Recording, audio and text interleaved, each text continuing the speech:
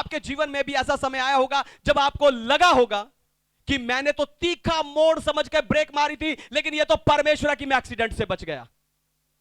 आपको लगा होगा कि ये तो मुझे लगा कि मेरे बुरे के लिए है, पर ये तो परमेश्वर है, क्योंकि इससे तो मेरे लिए भलाई उत्पन्न हो गई। आपको लगा होगा कि मैं लेट होने की वजह से मेरी बस निकल गई, लेकिन ये तो परमेश्वर है, क्योंकि वो बस खाई में गिर गई। आपको बताऊं, वो परमेश्वर ही था, इसीलिए कोई आपको हिला नहीं पाया, कोई आपको तोड़ नहीं पाया, कोई आपको खत्म नहीं कर पाया।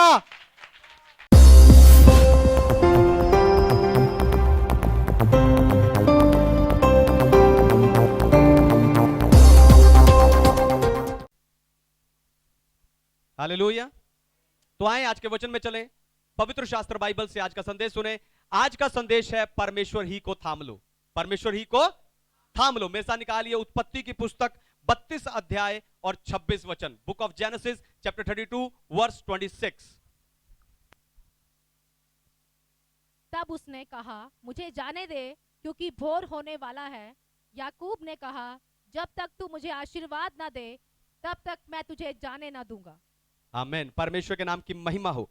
आप गिरने वाले हो और तभी कोई आपको पकड़ ले, या आपके हाथ से कोई चीज छूट जाए और कोई गिरते गिरते उसको पकड़ ले, तो उस समय आपको बड़ी राहत का एहसास होता है। ऐसे ही जब जब जीवन में परेशानी आती है, आप उस समय पर भी यही सोचते हो कि कोई मुझे थाम ले, या कोई ऐसा हो जिसे मैं थाम सकूं, जिसे मैं थाम सकूं। पर यहां इस वचन में याकूब ने अपने जीवन की सबसे बड़ी मुश्किल में परमेश्वर को ही थाम लिया। हालेलुया। और उसने कहा, जब तक तू मुझे आशीष ना दे, तब तक मैं तुझे नहीं छोड़ूंगा। हालेलुया। तो अपने जीवन के मुश्किल समय में आप परमेश्वर को कैसे थाम सकते हो और कैसे आशीष पा सकते हो, यही बताकर आज मैं आपको उत्साहित करने जा रहा हूं। लेकिन उससे पहले मैं चाहता हूं कि दुनिया भर से जितने विश्वासी स्पिरिचुअल पैशन असेंबली यानी आत्मिक उत्साह की सभा के संदेश को सुनते हैं, हम जोरदार ताली से उनका स्वागत करें, जोर से।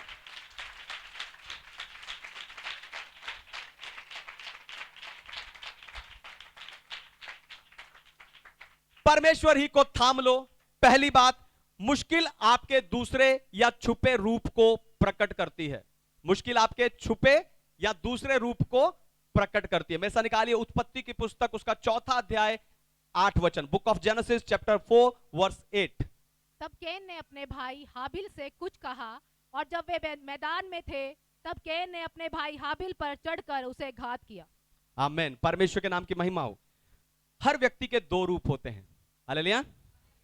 हर व्यक्ति के दो रूप होते हैं, घर में कुछ और, बाहर कुछ और, संसार में कुछ और, चर्च में कुछ और, परिवार में कुछ और, दोस्तों में कुछ और।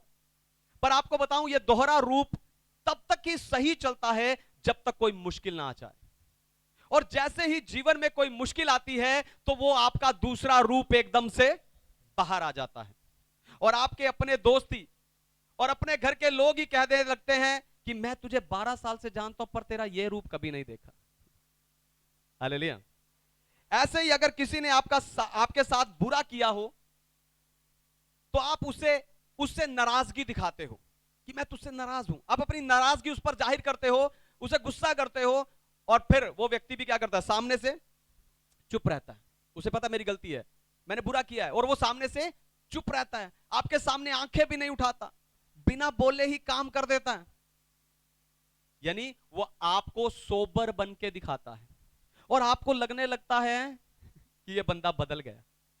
लेकिन जैसे ही कोई समस्या आती है, उसका वही पुराना रूप फिर से बाहर आ जाता है। हालेलुया। हालेलुया। हाबिल की आज्ञाकारिता, ध्यान से सुनिए, हाबिल की आज्ञाकारिता ने कैन के अंदर छुपे हुए हथियारे के रूप को बाहर निकाल दिया। अब्राहम ने अपनी ही पत्नी को अपनी बहन कहा, डर ने उसके अंदर के दूसरे रूप को बाहर प्रकट कर दिया। मूसा ने एक मिस्री को मारा और उसे रेत में छुपा दिया, उसका भी दूसरा रूप सामने आया। दाऊद, सुलेमान, सबका दूसरा रूप है, आपका भी दूसरा रूप है। हालेलुया। आप सबका भी दूसरा रूप है। हालेलुया। आपको अच्छे से पता है मुझे बदलने की जरूरत है। हालेलुया। आप सब जानते हो, आपको व्यक्तिगत रूप में सबको पता है कि आपको बदलने की जरूरत है, लेकिन आप अपने बदलने की चिंता नहीं करते। हालेलुया। और इसका सबसे बड़ा कारण यह है कि आप अपने बदलने से ज्यादा, ध्यान से सुनिए, इसका सबसे बड़ा कारण है कि आप अपने बदलने से ज्यादा दूसरे को बदलने के लिए जागरूक हो। हालेलुया। बच्चे कहते हैं मां बाप बदल जाए, मां बाप कहते हैं बच्चे बदल जाए, पति कहता है पत्नी बदल जाए, पत्नी कहता है पति बदल जाए। आप अपने से ज्यादा दूसरे को बदलने के लिए जागरूक हो। अभी वचन को सुनते समय भी आप अपने बारे में ना सोचकर दूसरे के बारे में ही सोच रहे हो कि वो बदल जाए। हालेलुया। आप अभी भी दूसरे के बारे में सोच रहे हो कि वो बदलना चाहिए। पर आपको बताऊं, जब तक आप अपने दूसरे रूप को नियंत्रण नहीं करते, जब तक आप अपने दूसरे रूप को कंट्रोल नहीं करते, आप तरक्की या उन्नति भी नहीं कर पाते। हालेलुया।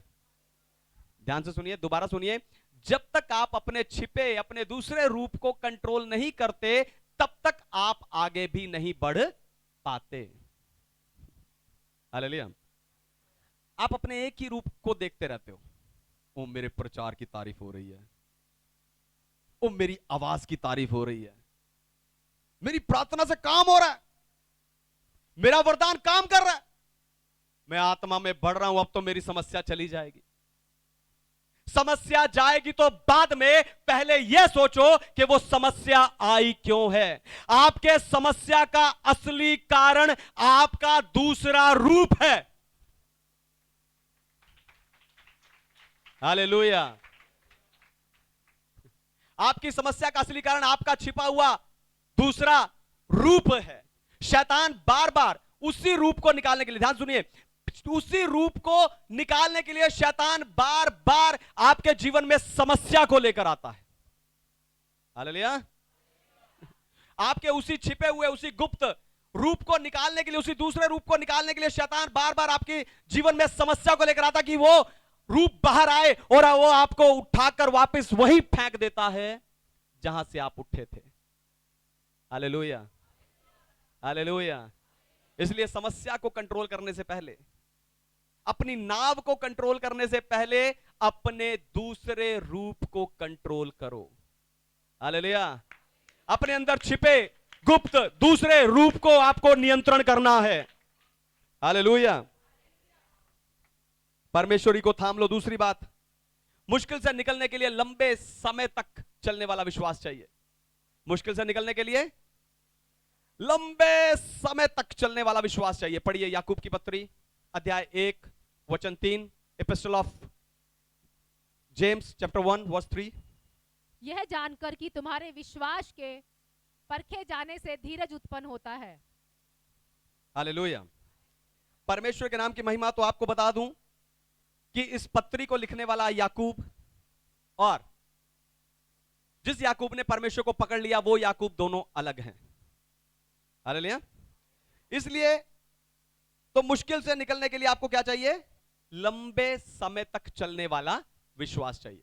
समस्या से निकलने के लिए आपको लंबे समय तक चलने वाला विश्वास चाहिए। इसलिए लिखा कि विश्वास के परखे जाने से धीरज उत्पन्न होता है। यानी परमेश्वर आपके विश्वास को समय से परखता है। हालेलुया। परमेश्वर आपके विश्वास को समय से परखता है। मुझे तो 2 महीने हो गए चर्च आते हैं, मुझे 6 महीने हो गए उपवास लेते हैं। परमेश्वर आपके विश्वास को समय से परखता है। हालेलुया। लेकिन आप प्रार्थना क्या करते हो? परमेश्वर मेरे विश्वास को मजबूत कर। आपको बताऊं, मजबूत विश्वास का असली अर्थ होता है कि आप कितने लंबे समय तक विश्वास कर सकते हो। हालेलुया। यही कारण है कि आपकी कई समस्याओं को जाने में समय लगता है, क्योंकि आप लंबे समय तक विश्वासी। हालेलुया। तो याकूब 20 साल बाद अपना सारा पैसा, नौकर चाकर और अपने जानवर, अपने परिवार को लेकर वापस अपने घर आ रहा। पर वो अपने बड़े भाई एसाव से डरता है, क्योंकि 20 साल पहले उसने धोखे से अपने भाई एसाव की आशीष ले ली थी और एसाव याकूब को मारना चाहता था। एसाव के डर से ही याकूब घर छोड़कर भागा था। लेकिन अब याकूब, है ना, अब याकूब वापस आ रहा है, लेकिन उसके पास अपने भाई को समझाने का या मनाने का समय नहीं है। यानी उसे थोड़े समय में, ध्यान से सुनिए, यानी याकूब को थोड़े समय में बड़ा बदलाव चाहिए और यह सिर्फ परमेश्वर कर सकते हैं। इसलिए याकूब ने परमेश्वर को पकड़ लिया। Hallelujah, hallelujah. यह सिर्फ परमेश्वर कर सकता है, इसलिए याकूब ने परमेश्वर को पकड़ लिया। आपने किसको पकड़ा है? हालेलुया। आपने किसी सही को पकड़ा है या गलत को पकड़ा है, यह जानने के लिए आपको आत्मा की परख चाहिए। अब आप में से कई लोग यह सोचकर निरुत्साहित हो जाएंगे कि मेरे पास तो आत्माओं की परख का वरदान है ही नहीं, लेकिन मेरे पास निराशा से निकालकर उत्साहित करने वाला प्रभु है। हालेलुया। मत्ती 7:20, मत्ती 7:20 में यीशु ने कहा कि तुम उन्हें उनके फलों से पहचान सकते हो। तो निराश ना होइए कि मेरे पास आत्माओं को परख का वरदान नहीं है, लेकिन आप उनके फलों से उन्हें जान सकते हैं। तो जिन्हें आपने पकड़ा है उनके जीवन को ध्यान से देखो कि उनके जीवन से कैसे फल उत्पन्न होते हैं। हालेलुया। अगर आपने, ध्यान से सुनिए, अगर आपने किसी ऐसे को पकड़ा है जिसके जीवन से अच्छे फल निकलते हैं, तो आप भी याकूब की तरह थोड़े समय में एक बड़ा बदलाव प्राप्त कर सकते हैं। हालेलुया। वो बड़ा बदलाव आपको मिल सकता है। आपके पास समय नहीं होगा, लेकिन प्रभु कर सकता है। हालेलुया। तीसरी और आखिरी बात, परमेश्वरी को थाम लो। तीसरी और आखिरी बात, आपने किसको थामा है? हालेलुया। आपने किसको पकड़ा है? पढ़िए उत्पत्ति की पुस्तक अध्याय 32 वचन 27 और 28। Book of Genesis chapter 32 verse 27 and 28। और उसने याकूब से पूछा, तेरा नाम क्या है? उसने कहा, याकूब। उसने कहा, तेरा नाम अब याकूब नहीं परंतु इज़राइल होगा, क्योंकि तू परमेश्वर से और मनुष्य से युद्ध करके प्रबल हुआ है। आमीन। परमेश्वर के नाम की महिमा हो। तो याकूब अपने भाई एसाव को जानता था कि वो शिकारी है और क्रूर है। हालेलुया। एसाव जानता था उसका भाई शिकारी है और वो बहुत ही क्रूर है ना, बेरहमी से वो शिकार करता है। वो जानता कि उसका भाई क्या है, शिकारी है और बहुत ही क्रूर है। इसलिए वो क्या करता, खुद पीछे रुक जाता है और अपने बीवी बच्चों को और अपनी संपत्ति को, अपने दास दासियों को आगे भेज देता है। याकूब खुद पीछे रुक जाता है और वहां पर सो जाता है। और जब उठता है तभी एक पुरुष आकर उससे लड़ने लगता है। उसने सोचा ये एसाव है। उसे लगा कि मेरा भाई आ गया और वो सोते सोते मुझे मार देना चाहता है। लेकिन लड़ाई के बीच में उसे एहसास हुआ कि ये एसाव नहीं है, कोई और है। मैं जिसे मनुष्य समझकर लड़ रहा था, ये परमेश्वर है। Hallelujah, hallelujah. उसे लड़ाई के बीच में एहसास हुआ कि ये मनुष्य नहीं, परमेश्वर है, और याकूब ने परमेश्वर को पकड़ लिया। हालेलुया। आपके जीवन में भी ऐसा समय आया होगा जब आपको लगा होगा कि मैंने तो तीखा मोड़ समझ के ब्रेक मारी थी, लेकिन ये तो परमेश्वर है कि मैं एक्सीडेंट से बच गया। आपको लगा होगा कि ये तो मुझे लगा कि मेरे बुरे के लिए है, पर ये तो परमेश्वर है क्योंकि इससे तो मेरे लिए भलाई उत्पन्न हो गई। आपको लगा होगा कि मैं लेट होने की वजह से मेरी बस निकल गई, लेकिन ये तो परमेश्वर है क्योंकि वो बस खाई में गिर गई। आपको बताऊं, वो परमेश्वर ही था, इसीलिए कोई आपको हिला नहीं पाया, कोई आपको तोड़ नहीं पाया, कोई आपको खत्म नहीं कर पाया।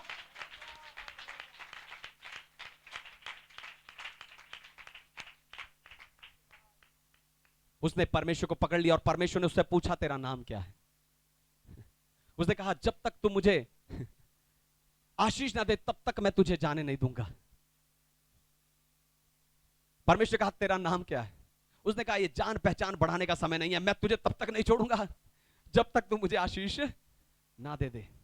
परमेश्वर कहा मैं तुझे आशीष देने के लिए तैयार हूं, लेकिन उस रूप में नहीं जिस रूप में तू सोचता है।